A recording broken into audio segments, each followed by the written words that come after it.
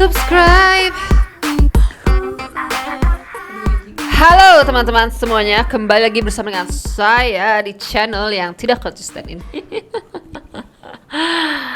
Teman-teman, hari ini gue membagikan suatu perspektif terkait marketing yang gue rasa perspektif itu cukup penting ya, dan nilainya sangat mahal, at least di sudut pandang saya ya.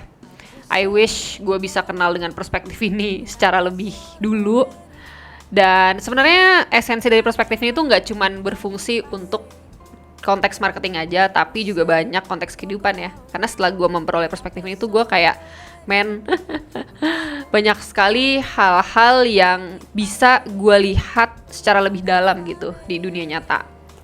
Dan gue juga berharap sebenarnya perspektif ini tuh bisa menjadi salah satu standar ya bagi umat manusia nih ya. Gila, umat manusia agak berat ya, agak ambisius ya. Tapi gue sangat-sangat berharap sih kalau perspektif ini lebih banyak digunakan oleh manusia untuk bisa kembali mengingat ya realita atau kenyataan interkoneksi nih antar manusia dan juga alam semesta gitu. Saat ini tuh kita kayak nggak usah kita lah ya, gue berbicara dari sudut pandang dan juga database aja yang ada di kepala gue gitu. Gue melihat banyak sekali perilaku manusia tuh yang kok kayaknya perilakunya tuh didasari atas suatu paradigma kalau kita tuh kayaknya nggak terkoneksi nih antar satu manusia dan lainnya gitu. Dan juga kita juga terputus gitu dengan banyak hal di alam semesta ya. Nah, maka dari itu gue rasa gue harus menghadirkan perspektif ini ya untuk melengkapi kekayaan komunikasi manusia. Subscribe. Nah, perspektif yang gue peroleh ini itu sejujurnya adalah perspektif pelengkap ya dari narasi-narasi existing yang ada nih ya terkait konsep marketing. Yang gue sadari, narasi yang umum terkait marketing itu biasanya seputar cara bermarketingnya ya. Dan cara-cara bermarketingnya itu juga memiliki pola-pola dasar manipulasi. Jadi biasanya lu tuh di-advise atau direkomendasikan untuk memanfaatkan sisi psikologis manusia ya. Dan kemudian dari sisi psikologis itu lu bisa memproduksi ya narasi-narasi seperti apa, sehingga nanti market yang mengkonsumsi narasi yang lu produksi itu bisa melakukan sesuatu sesuai dengan keinginan lu gitu. Nah, terus juga narasi-narasi lainnya yang populer adalah narasi terkait gimana caranya ngakalin sistem atau algoritma gitu kan, biar kita bisa tetap populer gitu, brand atau bisnis atau produk jasa apapun itulah. Jadi lu tetap bisa populer di platform marketing tersebut ya. Dan biasanya juga kisah-kisah atau narasi-narasi yang disampaikan itu diperkuat ya dengan bukti-bukti kesuksesan gitu. Cerita-cerita sukses ya kan, biasanya bombastis dan segala macam. Gue secara personal adalah orang yang banyak mengkonsumsi narasi-narasi itu ya, dan gue juga termasuk yang mempraktekkan ya. Jadi gue tuh nggak anti dengan manipulasi sebenarnya, karena secara personal gue sudah mulai meninggalkan ya melihat sesuatu tuh secara dikotomis baik buruk gitu, enggak. Tapi gue mencoba untuk memahami sebenarnya nih nature atau origin story-nya kenapa sih sehingga hal ini tuh bisa terjadi. Terus kan gue praktekin dong ya informasi atau pengetahuan-pengetahuan yang gue peroleh dari narasi-narasi mainstream tersebut. Hingga akhirnya di satu titik di dalam hidup gue tuh dihadapkan pada suatu pengalaman yang mengubah banyak sekali cara pandang gue terhadap marketing. Dan jujur aja ya, setelah gue mengubah cara pandang itu, akhirnya gue sadar juga nih kalau narasi-narasi mainstream yang ada di luar sana ya dengan segala hormat, gue melihat narasi itu tuh sebenarnya tidak utuh ya, atau pincang gitu. Bahkan bisa gue bilang narasi itu tuh diproduksi atas dasar paradigma yang sangat sempit dan juga pendek dalam memahami fungsi marketing. Subscribe! Yang gue lihat perspektif mainstream yang digunakan terkait marketing itu tuh masih kurang sistemik ya. Dan tingkat akurasinya itu masih rendah gitu dalam memandang realita. Karena seolah-olah marketing tuh diportraykan sebagai suatu fungsi yang terpisah nih dengan fungsi-fungsi lain ya. Terpisah dengan konsekuensi-konsekuensi dan tanggung jawab lain. Jadi lu bisa melakukan banyak sekali kreasi-kreasi yang berbasis pola manipulasi. Not that itu, balik lagi ya, bukan itu buruk atau baik ya, tapi kita harus lihat konsekuensinya apa nih ya. Nah ini nih yang gue harap ya, narasi-narasi di bagian sebelahnya ini ya. Makanya kan tadi gue bilang kalau narasi terkait marketing yang umum digaungkan itu masih kurang lengkap gitu. Karena di bagian sebelahnya ini tuh belum banyak disajikan gitu. Apa sih sebenarnya konsekuensi dari tindakan-tindakan manipulatif yang lu lakukan gitu? Apa sih tanggung jawab sebenarnya dari fungsi marketing itu sendiri sehingga fungsi itu tuh bisa ya memaintain dirinya sendiri dan tidak memberatkan fungsi-fungsi lainnya. Baik itu intra brand ataupun extra brand ya. Artinya di dalam baik itu hubungannya dalam bisnis ataupun di luar dari bisnis gitu. Nah, hal-hal ini yang gue rasa harus lebih banyak disajikan sehingga nantinya narasi terkait marketing itu bisa jadi lebih utuh ya, dan kita bisa update nih mana cara-cara marketing baru mungkin ya yang bisa lebih sesuai dengan ekspektasi ataupun ya goal-goal long term ya dari seorang pebisnis. Karena ini yang sering jadi tricky, karena ketika gue pun ya di awal-awal waktu mengkonsumsi narasi-narasi ini, ya gue terima aja semuanya, terus gue praktekkan. Padahal tujuan gue itu adalah membangun sesuatu yang long lasting, yang long term gitu. Sedangkan, nah ini juga nih ya, harus gue kasih note kalau perspektif marketing mainstream itu juga seringkali dilihat dalam time frame yang begitu sempit atau pendek. Jadi secara short term memang cara-cara itu bisa dibilang sangat bermanfaat ya. Tapi kalau lu mulai melihat apa dampaknya secara long term, nah itu tuh di situ tuh baru mulai sakit kepala, pegal linu ya. Nah jadi kan sayang gitu kalau orang pada akhirnya dia jadi salah paham. Padahal sebenarnya dia maunya, contoh misalnya orang mau pergi ke Bandung, ya pastikan cara transportasi lu tuh akan membawa lu ke Bandung ya, bukan tiba-tiba ke Banten atau ke Lampung. Berarti kan itu ada ketidaksesuaian, ada tidak keselarasan. Subscribe. Makanya di sini gue berupaya untuk membawa narasi-narasi lain ya, atau mungkin narasi-narasi yang jarang dibahas gitu. Karena tujuan gue ingin memperkaya konsep dari marketing itu sendiri.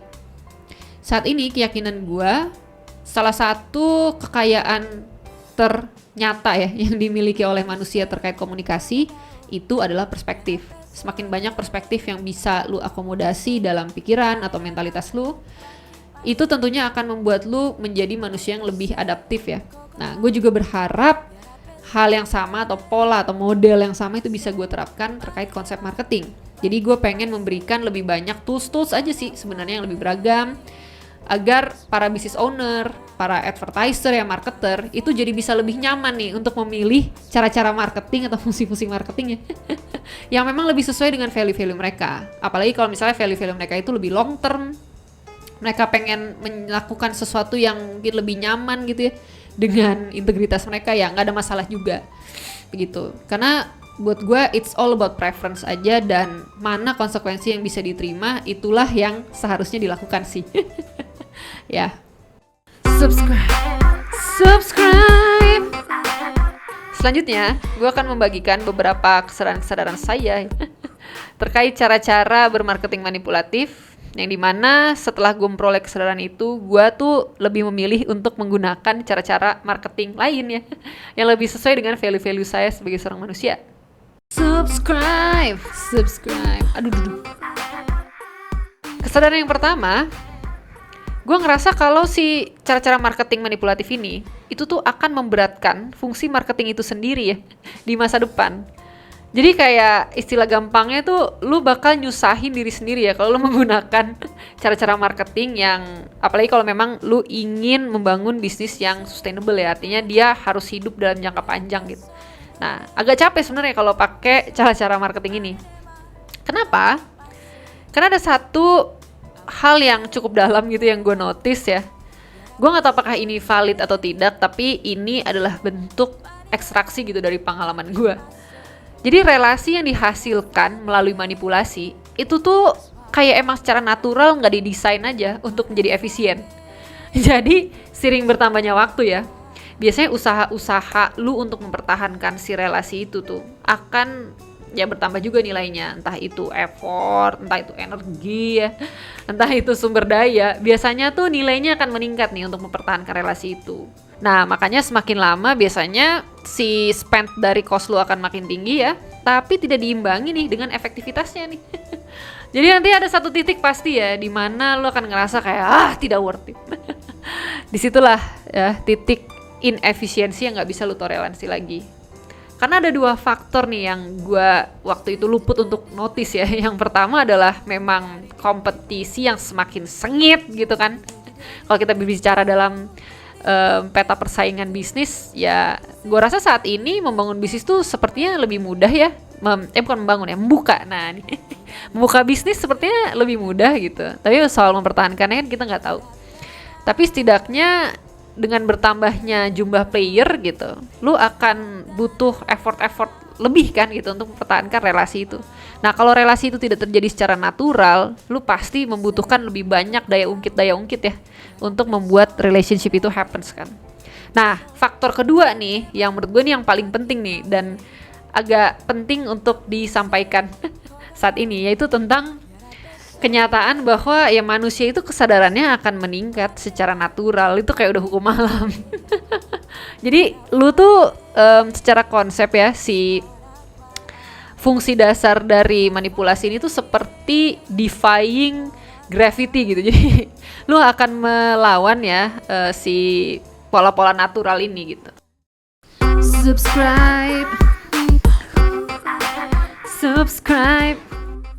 Kesadaran gue yang kedua adalah momen dimana gue realize kalau cara-cara marketing yang berbasis manipulasi ini itu tuh seperti merampas ya kesempatan gue untuk bisa membina relasi secara otentik gitu dengan customer-customer yang berkualitas tinggi. Customer-customer yang berkualitas tinggi ini gue definisikan sebagai orang-orang yang memang kesetiaannya tuh otentik ya. Jadi mereka mau juga memikirkan best interest dari brand lu, they really respect your brand, dan ya nggak malu-malu untuk jadi advokat gitu dari brand tanpa perlu ada settingan ya, gimmick yang unnecessary gitu dimana itu nantinya justru akan memberatkan lu. Nah cuman ya untuk bisa membina relasi dengan customer-customer yang tipe seperti ini, lu tuh justru pertama harus menjadi orang itu dulu ya. Jadi you have to respect your brand first and then you respect your customer too. Dan itu bisa dimulai dengan tidak memanipulasi mereka kan. Jadi benar-benar ya melihat mereka sebagai seorang manusia. Subscribe. Kesadaran gue yang ketiga, gue melihat kalau marketing itu sangat terikat sebenarnya dengan fungsi-fungsi lain di dalam bisnis ya. Especially fungsi-fungsi yang ada di dalam rumpun CRM gitu ya, customer service gitu kan, product development atau BD gitu misalnya ya. Nah jadi ada baiknya ya si marketer-marketer ini mereka juga harus mampu mengakomodasi best interest dari fungsi-fungsi lain tersebut ya, atau minimal nggak ngasilin sampah lah ya buat fungsi-fungsi. Karena segala bentuk gesture marketing yang dilakukan ya itu bisa menjadi anugerah atau menjadi bencana ya untuk fungsi-fungsi lain ya. Contoh misalnya satu praktek marketing yang paling sering dilakukan oleh umat manusia yaitu overclaim gitu. Jadi overclaim itu kan bagaimana kita ngeset suatu ekspektasi atau kita memberikan ya suatu paradigma nih ke pikiran, bukan paradigma, perspektif ya ke pikiran market misalnya atau calon buyer gitu. Dan dimana kemudian si perspektif itu kan akan menjadi parameter nih ya untuk menguji apakah si produk atau jasa gitu yang ditawarkan itu bisa memenuhi parameter itu kan. Nah kalau misalnya overclaim sudah hampir bisa dipastikan ya bahwa apa yang disajikan itu nanti akan menjadi kekecewaan ya di realita begitu terkait dengan pengalaman customer kan. Nah ketika ada customer yang kecewa, nah biasanya kan mereka kan komplain tuh lah ke geng-geng CS gitu. Ya udah CS-nya lah suruh nyabukin gitu. Nah itu salah satu bentuk perilaku yang kurang bertanggung jawab sebenarnya kalau berbicara terkait dampak marketing manipulatif intrabrand gitu. Tidak bertanggung jawab. Subscribe. Kesadaran keempat atau kesadaran terakhir sekaligus menjadi kesadaran yang paling berdampak ke dalam internal diri gue ya. Sehingga akhirnya gue mengubah secara fundamental dari bagaimana cara gue melakukan marketing. Dulu tuh gue gak paham tentang responsibility dari seorang narator, alias dari seseorang yang produksi narasi untuk berkomunikasi ya. Karena sebenarnya narasi itu adalah suatu konsep yang sangat-sangat strategis dan sensitif ya di dalam kehidupan manusia. Karena melalui narasi, manusia itu making sense of their world. Jadi kalau lu memproduksi narasi, sebenarnya lu tuh turut ya berkesempatan untuk membentuk realitas seorang. Nah kalau lu nggak paham atas tanggung jawab ini, narasi lu tuh bisa berpotensi menyesatkan seorang loh. Nah, lu bayangin ya, lu ngobrol sama diri sendiri aja, tuh kan lu pakai narasi ya. Lu bayangin kalau misalnya ada narasi-narasi yang misalnya itu tidak akurat atau tidak utuh ya, atau ya tadi menyesatkan ya dalam artian tidak mencerminkan definisi asli gitu. Akhirnya lu pun juga jadi salah memahami diri loh, dan itu bisa menjadi dasar yang keliru untuk menentukan action lu di realita, men. Begitu pula juga dengan bagaimana lu ngobrol ataupun berkomunikasi dengan orang lain ya kan. Seberapa mudah konflik tercipta gitu. Yang sebenarnya ketika lu cari tahu, oh ternyata konflik ini tuh dasarnya karena ketidakmampuan untuk komunikasi gitu. Bukan karena emang salah satu pihak itu punya intensi yang buruk misalnya kayak gitu kan. Ya misunderstood, ya kesalahpahaman. Jadi ini tuh sangat-sangat besar responsibility-nya yang dulu tuh gue gak paham. Kacamata gue tuh terlalu sempit dalam memandang narasi yang gue produksi ya. Pokoknya waktu itu ya udahlah, kan kata orang marketing ini udah gue kerjain bla bla bla. Gue bisa seenaknya aja bikin cerita-cerita gitu, yang penting orang mah closing lah, tidak usah terlalu pusing gitu. Yang penting secara short term gue udah mantap nih, udah megang nih ya. Gue bisa mendapatkan apa yang gue inginkan gitu. Tapi ternyata semesta itu memang suka iseng dengan gue ya, jadi nggak iseng sini, karma aja sebenarnya. Jadi gue tuh dapat kesempatan juga untuk merasakan on the other side-nya gitu. Jadi ada satu narasi yang gue konsumsi itu udah lama ya, bahkan ini udah gue nggak inget ya berapa tahun yang lalu gitu. Tapi narasi ini itu gue jadikan sebagai guideline ya, karena gue ngerasa oh ya oke, ini adalah narasi yang sepertinya efektif nih untuk gue jadikan patokan dalam menentukan arah hidup gitu. Ternyata itu narasi hasil ya narasi manipulatif gitu, narasi yang diproduksi atas dasar bualan aja gitu, jadi itu tuh nggak otentik. Nah lu bayangin, gue tuh mengacukan banyak sekali my life decision berdasarkan narasi itu gitu. Bangke. Dan ya banyak pengalaman-pengalaman yang akhirnya harus gue rasakan secara painful ya, yang dimana tuh I wish kalau waktu itu gue nggak tersesat dalam narasi itu, mungkin gue bisa mereduksi ya pain-pain dalam hidup gue kan. Jadi itu unnecessary pain aja gitu loh. Itu lucu banget sih. Ya lucu sekaligus painful lah. Tapi mungkin itulah harga yang harus gue bayar untuk memahami ya arti dari tanggung jawab seorang narator sebenarnya. Karma's a bitch. Masih anjir aja sih, Pak. Karma's a bitch. Karma's a bitch. I should have known better. Subscribe.